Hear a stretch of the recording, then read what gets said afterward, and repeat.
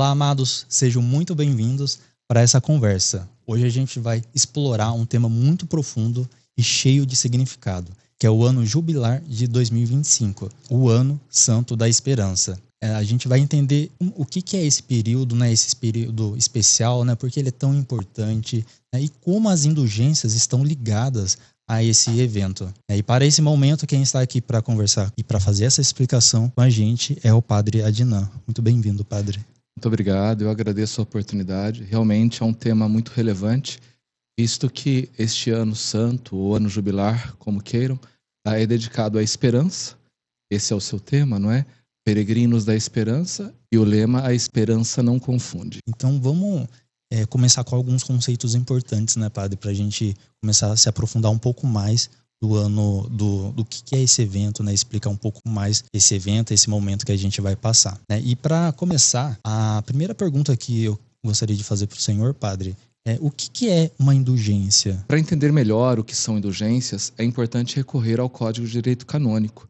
Então, eu vou tomar o Cânon 992, que trata justamente sobre indulgências. É a remissão diante de Deus da pena temporal devida pelos pecados já perdoados quanto à culpa. O que se precisa entender aqui é que quando cometemos um pecado grave, e o pecado grave, conforme Santo Afonso Maria de Ligório, mata a graça de Deus em nossa alma, portanto é um pecado mortal. Quando cometemos, então, um pecado grave, fica a culpa, a pena eterna e a pena temporal. A culpa, ela diz respeito ao fato de que o pecado nos coloca em inimizade com Deus. Então, nós passamos a odiar a Deus, ainda que isso não seja percebido nesta vida. Se uma pessoa morre em pecado mortal, irá para o inferno e na sua condenação eterna irá odiar a Deus por toda a eternidade. Aquilo será claro e evidente para ela após a sua morte. Então, quando sou perdoado na confissão, a confissão, portanto, está atrelada, ou melhor, as indulgências estão atreladas à confissão. Quando sou perdoado dos pecados graves cometidos, eu sou perdoado quanto à culpa. E também sou perdoado quanto às penas eternas. Por quê? Porque mereceria o inferno por causa do pecado cometido. Porém, restam como que feridas ocasionadas pelo pecado cometido, as consequências do pecado, então. E isto são as penas temporais. Essas penas temporais, elas podem ser pagas nesta vida ou especialmente no purgatório. É por isso que se lucra indulgências. Se lucra indulgências para atenuar ou mesmo remir, em definitivo, estas penas que seriam cumpridas no purgatório. Continuando aqui, então, que o fiel é devidamente disposto e em certas e determinadas condições alcança por meio da igreja. A igreja estabelece datas e obras de misericórdia que devem ser feitas naquelas datas para se lucrar as indulgências. Por exemplo, este ano, por ser um ano da graça do Senhor, um ano santo, em todo ano, ao longo de todo o ano, todos os dias do ano, se poderá lucrar indulgências, cumprindo com a obra indulgenciada e com as condições que nós veremos depois. Que a igreja, como dispensadora da redenção, distribui e aplica com autoridade o tesouro da satisfação de Cristo e dos santos. Então, pelos méritos de Cristo Jesus e dos santos, é que nós recebemos as indulgências. Por isso é que se faz uma obra de misericórdia, por isso é que se observa as condições para se lucrar todas as indulgências, para que assim os méritos de satisfação de Cristo e dos santos sejam aplicados, quer para aquela própria pessoa, quer para uma alma do purgatório a quem ela intencionar aquela indulgência. Realmente, esse conceito é muito importante, né, Padre? E muitas pessoas realmente perguntam como que realmente faz para a gente lucrar essas indulgências. Mas antes de ir para essa pergunta, Padre, eu gostaria de saber quando que a igreja percebeu que seria importante colocar em prática essas indulgências, né? Como que é quando a igreja começou a aplicar essas indulgências? As indulgências, como conhecemos hoje, começaram a ser concedidas pela igreja no século XIII. Porém, elas remetem o seu início ao século III do cristianismo. Por que eu faço essa distinção? Porque hoje se lucra a indulgência, quer para a própria alma, quer para uma alma bendita do purgatório. No século III não era isso que acontecia. Estávamos vivendo um século de perseguição aos cristãos, muitos cristãos eram martirizados e alguns cristãos, eles negavam a fé em Cristo Jesus. Estes cristãos, para não serem martirizados, ao negarem a fé em Cristo Jesus, eram tidos pela igreja como lápides, como traidores da fé. Mas, passado um tempo, se arrependiam e queriam voltar a professar a fé em Cristo Jesus na Santa Igreja. E então, para que eles fossem acolhidos, eles buscavam os bispos da época e faziam a sua confissão, inclusive do pecado que haviam cometido de abandonar a fé em Cristo Jesus para não serem mortos. Faziam isso publicamente. A confissão, então, a essa altura era pública. Então, o bispo impunha uma penitência àquele pecador penitente, evidentemente, que estava se arrependendo de seus pecados. E só depois de cumprir esta penitência que ele retornaria até o bispo para receber a absolvição. Mas eram penitências duríssimas e que às vezes demoravam anos para serem cumpridas. Então, aqueles cristãos que estavam sendo levados ao martírio ainda a essa altura e que aceitavam morrer por amor a Cristo, começaram a escrever cartas aos bispos, pedindo aos bispos que, pelos méritos do seu sacrifício, do sacrifício da sua própria vida, eles pudessem ter suas penas atenuadas. Então, com isso, as penas daqueles lápides eram atenuadas, eles conseguiam ser absolvidos num tempo mais breve e assim voltavam à plena comunhão com a igreja, graças ao oferecimento que aqueles mártires fizeram do seu próprio sacrifício da vida. E, com base nisto, é que a igreja, então, no século XIII, começou a conceder indulgências, quer para a própria alma daquele que a lucra, quer oferecendo esta indulgência para uma alma bendita do purgatório, como eu disse de início. Realmente, padre, a gente, nessa história que o senhor contou, nós conseguimos ver a profundidade, né, da história das indulgências, né, de como começou para ter importâncias nos dias de hoje. E a pergunta que todos, inclusive eu, gostaria de saber, padre, é como que nós conseguimos, né, lucrar essas indulgências? Existe uma norma geral para isso, né? Se sim, né, quais são? Sim, existem normas que estabelecem como lucrar indulgências, normas gerais. Essas normas constam especialmente no direito canônico. Inclusive, eu já li um desses cânones, né? O cânon 992. O próprio direito canônico, ao dar estes cânones para se lucrar indulgências, ele remete a um texto do Papa Paulo VI, Indulgentiarum Doctrina, para as indulgências. Então, eu vou tomar alguns cânones e vou tomar também alguns números desta Indulgentiarum Doctrina do Papa Paulo VI, ilustram muito bem o que deve ser feito para lucrar indulgências. Evidentemente, eu não vou falar de todos os cânones e os números que constam, porém, daqueles que nos são mais pertinentes. Começo, então, depois de já ter citado o cânon 992, trazer para vocês o cânon 993, que vai dizer assim: a indulgência é parcial ou plenária, conforme liberta, em parte ou no todo, da pena temporal devida pelos pecados. O que se entende aqui é que a indulgência ela é parcial quando redime parcialmente das penas temporais, ou seja, se atenua o tempo em que aquela alma iria passar no purgatório. E plenária, quando redime plenamente. Isso quer dizer o quê? Que se lucra uma indulgência plenária para si mesmo e esta pessoa morre em estado de graça depois de ter se confessado, ela irá diretamente para o céu. É o que nos ensina a igreja. Se foram indulgências parciais, então a sua pena no purgatório será atenuada, ficará no purgatório menos tempo.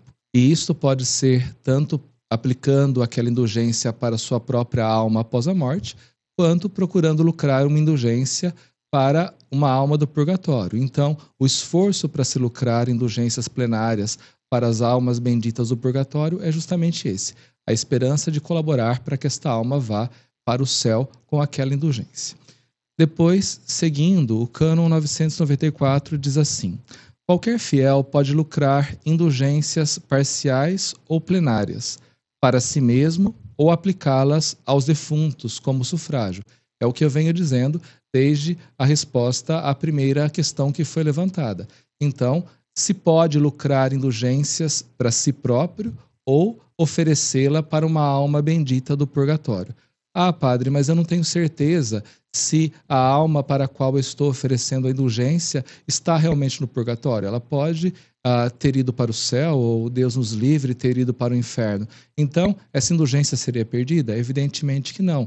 Não é? Essa indulgência seria utilizada por Deus para uma alma que mais necessitasse. Então, nós podemos sim lucrar indulgências, procurando lucrá-las de maneira plenária e oferecer a uma alma do purgatório, a um ente querido nosso, com o qual nós nos importamos, sabendo que se ele não precisar mais daquelas indulgências, então ela será destinada para uma outra alma que necessite.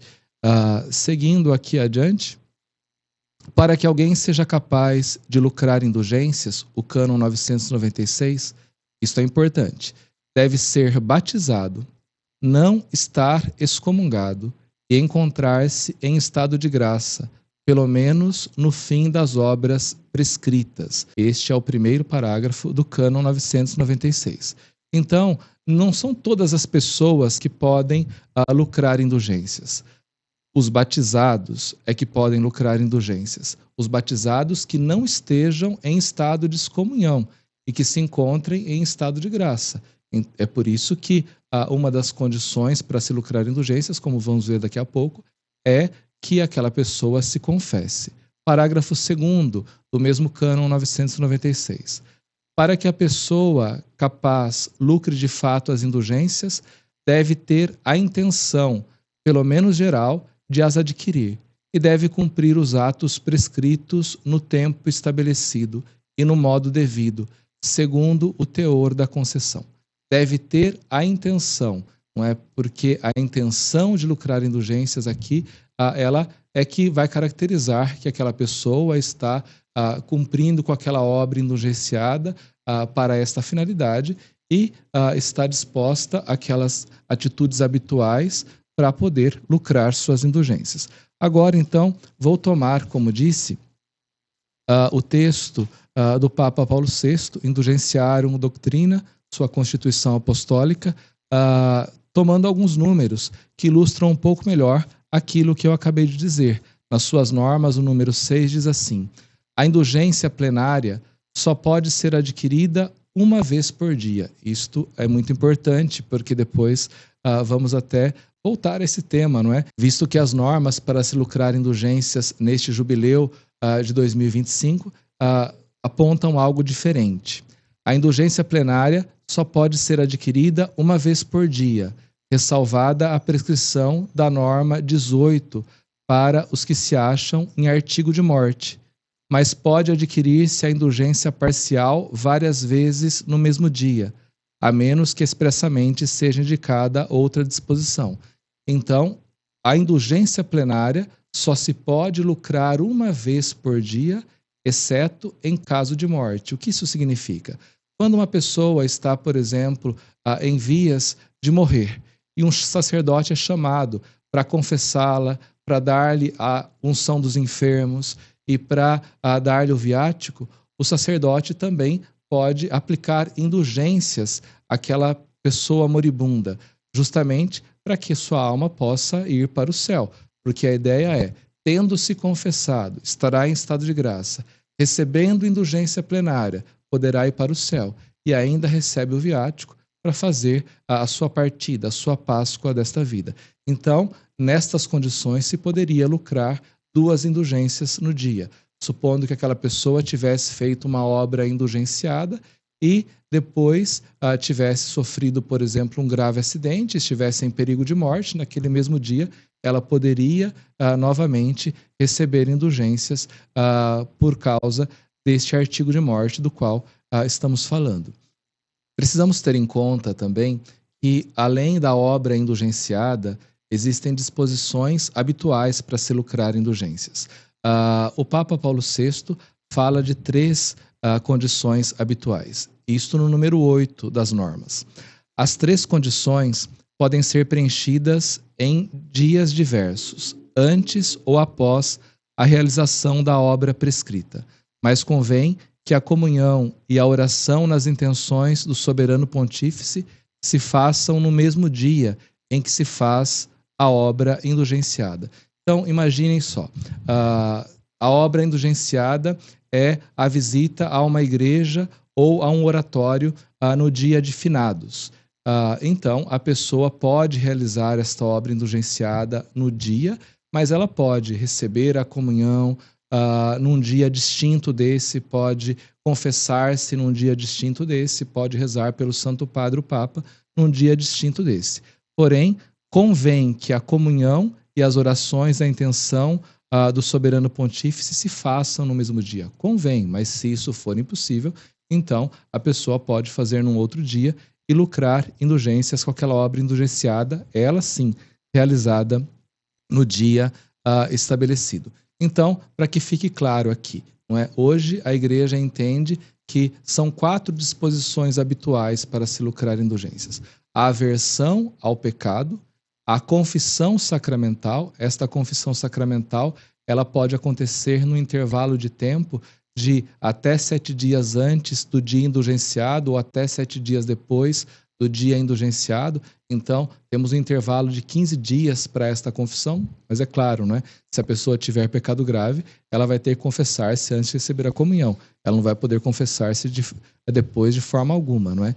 Então, a aversão ao pecado, a confissão sacramental, a comunhão, não diz necessariamente que esta comunhão deva acontecer dentro da missa, porque há situações em que a pessoa pode receber a comunhão fora da Santa Missa, como, por exemplo, numa celebração da palavra, se não teve a oportunidade de ter a Santa Missa nestes dias. E, por fim, a oração pelo Santo Padre o Papa. A oração pelo Santo Padre o Papa, a Igreja entende que, se rezando um Pai Nosso e uma Ave Maria, se terá cumprido com essa disposição habitual. Mas, é claro, o fiel pode fazer qualquer outra oração de acordo com a sua devoção. Aqui vale a pena um adendo, não é? Quando a Igreja reza nas intenções do Santo Padre o Papa, ela não está propriamente rezando pelas intenções do Sumo Pontífice em exercício, por suas intenções particulares, mas sim pelas intenções habituais dos soberanos pontífices. E quem definiu quais são estas intenções foi o Papa Leão XIII, que pediu para que elas fossem publicadas depois de aprovadas. E quais são elas? Primeiro, o aumento da fé católica. Segundo, o triunfo da Santa Igreja. Terceiro, a conversão dos pecadores. Quarto, a paz e a união entre os governantes cristãos.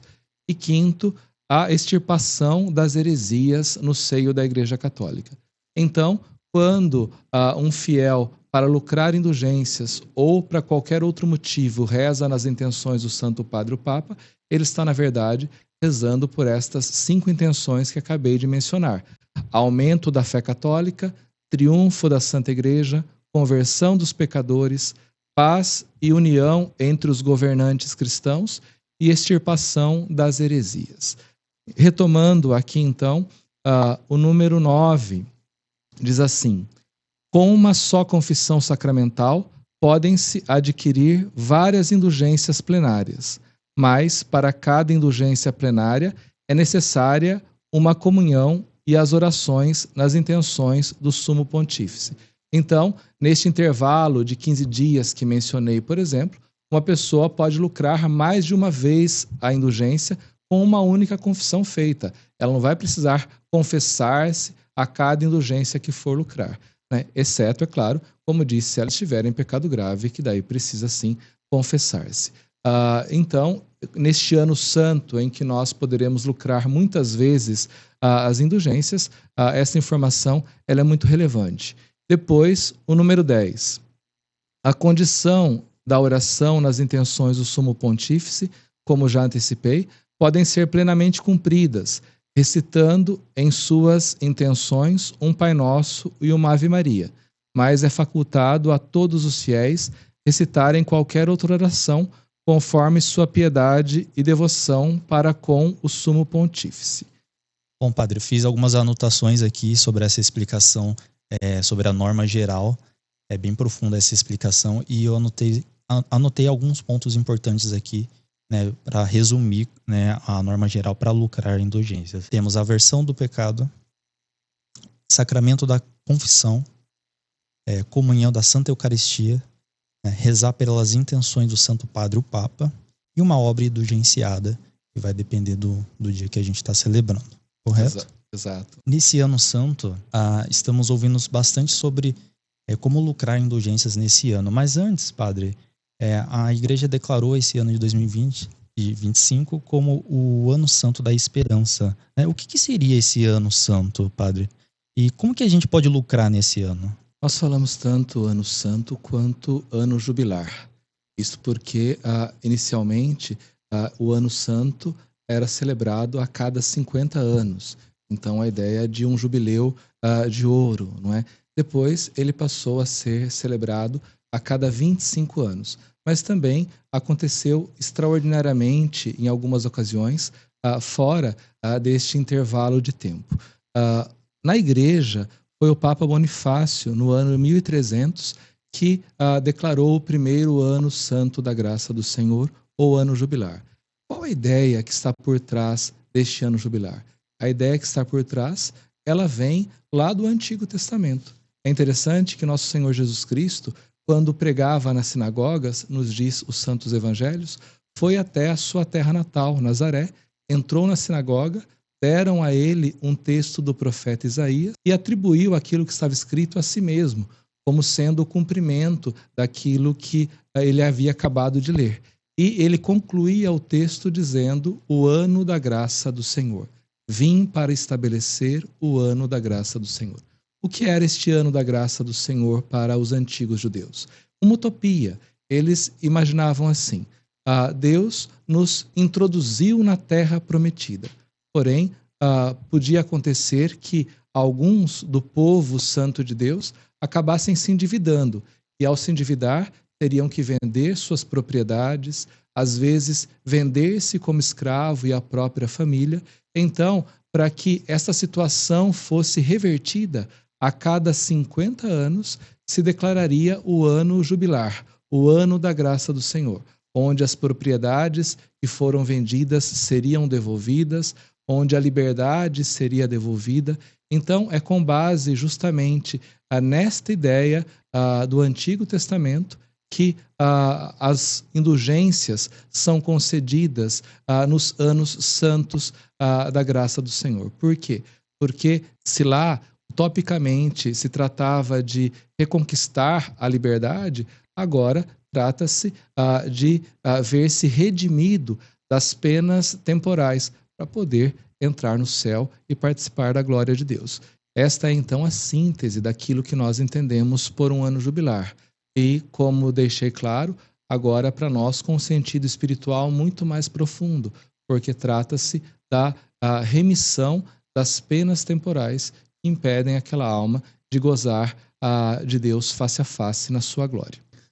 Quanto a como lucrar indulgências neste ano santo da graça do Senhor de 2025, também existem normas estabelecidas. E eu vou tomar alguns parágrafos destas normas sobre a concessão da indulgência jubilar. Durante o jubileu ordinário de 2025, permanecem em vigor todas as outras concessões de indulgência, o que significa, então, que a Igreja manterá todos os outros modos de se lucrar indulgência habituais ao longo do ano, como, por exemplo, no dia dos fiéis defuntos. Todos os fiéis verdadeiramente arrependidos, excluído qualquer apego ao pecado, que forem movidos por um espírito de caridade e que no decurso do ano santo, purificados pelo sacramento da penitência e revigorados pela Sagrada Comunhão, rezarem segundo as intenções do Sumo Pontífice, poderão obter do tesouro da Igreja pleníssima indulgência, remissão e perdão dos seus pecados, que se pode aplicar às almas do purgatório. Aqui o texto simplesmente reforçou aquilo que já são as disposições habituais para se lucrar indulgências: a aversão ao pecado, a confissão sacramental, a oração nas intenções do Santo Padre o Papa e receber a Sagrada Comunhão. Também ele trouxe novamente à tona a questão da culpa e da pena eterna, da qual se é redimido com o sacramento da confissão, restando apenas a pena temporal, que será remida pela indulgência lucrada. E acrescenta: quer para si mesmo, quer para uma alma bendita do purgatório. O que nos faz pensar, então, que o fiel lucra a indulgência em primeiro lugar para si mesmo, mas ele pode aplicá-la às almas benditas do purgatório.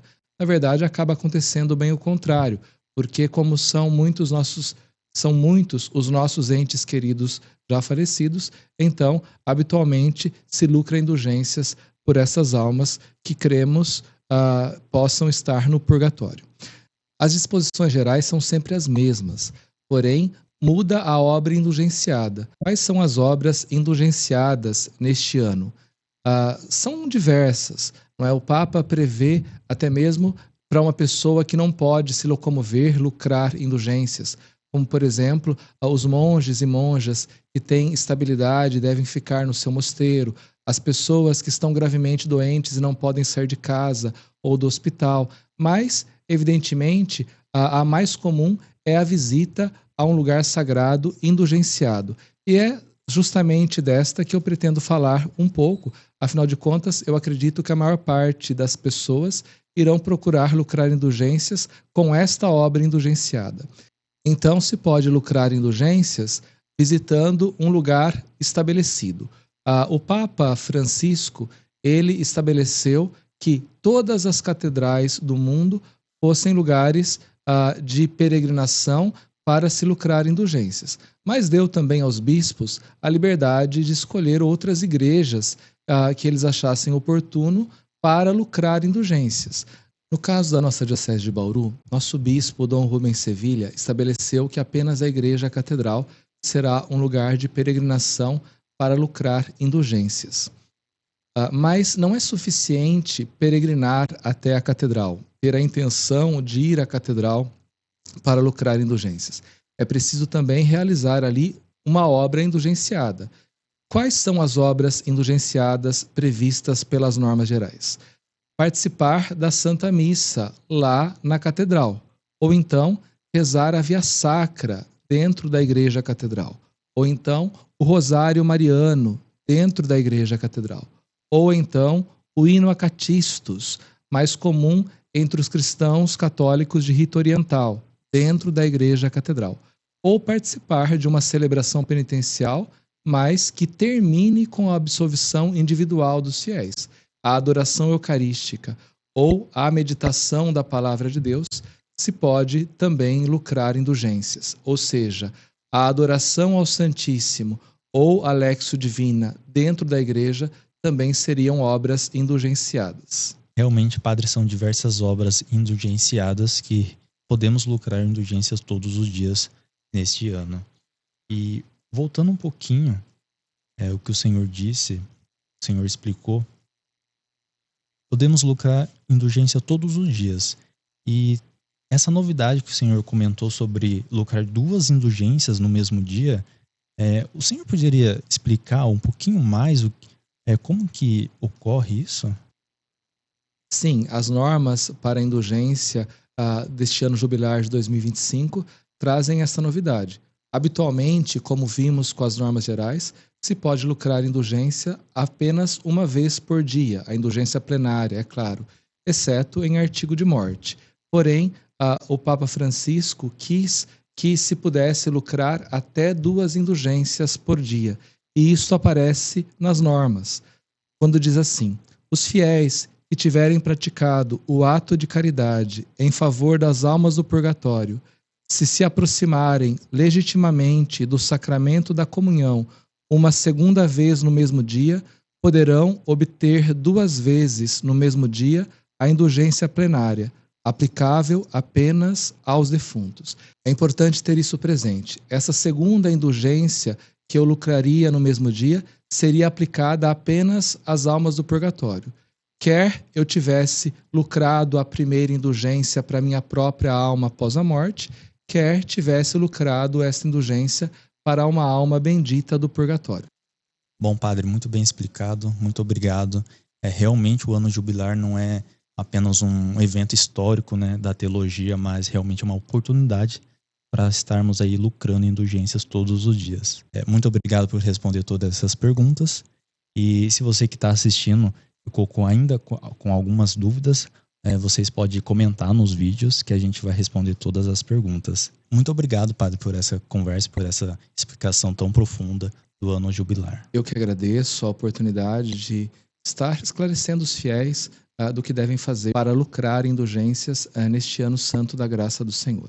E fica aqui o convite todo especial para que os fiéis se organizem para peregrinar até a catedral e dessa forma lucrar indulgências aqui em nossa diocese. Todas as paróquias já estão se mobilizando, se organizando para fazer a sua visita à catedral, bem como as pastorais e os movimentos diocesanos, mas é claro, você pode ir sozinho até a catedral ou com um pequeno grupo, independente de ir com a sua paróquia, com o seu movimento ou com sua pastoral, para poder lucrar indulgências naquelas condições habituais e realizando a obra indulgenciada. Como disse, né, de visitar a catedral, participar da missa, rezar a Via Sacra, o Santo Rosário, o Acatistos ou participar de uma celebração penitencial seguida da confissão auricular. Fazendo a visita, você poderá lucrar indulgências, como disse, quer para a sua própria alma após a morte e principalmente para as almas dos fiéis defuntos, para a igreja padecente que conta com as nossas orações no purgatório. Então, vá até a catedral e lucre indulgências por meio dessa peregrinação. Eu espero você lá. Muito obrigado por nos acompanhar nesse momento. Compartilhe esse vídeo com sua família, seus amigos e para mais vídeos como este, siga a Catedral de Bauru nas redes sociais. Agora, dar-lhes a bênção. O Senhor esteja convosco. Ele está no meio de nós. Abençoe-vos o Deus Todo-Poderoso, Pai e Filho e Espírito Santo. Amém.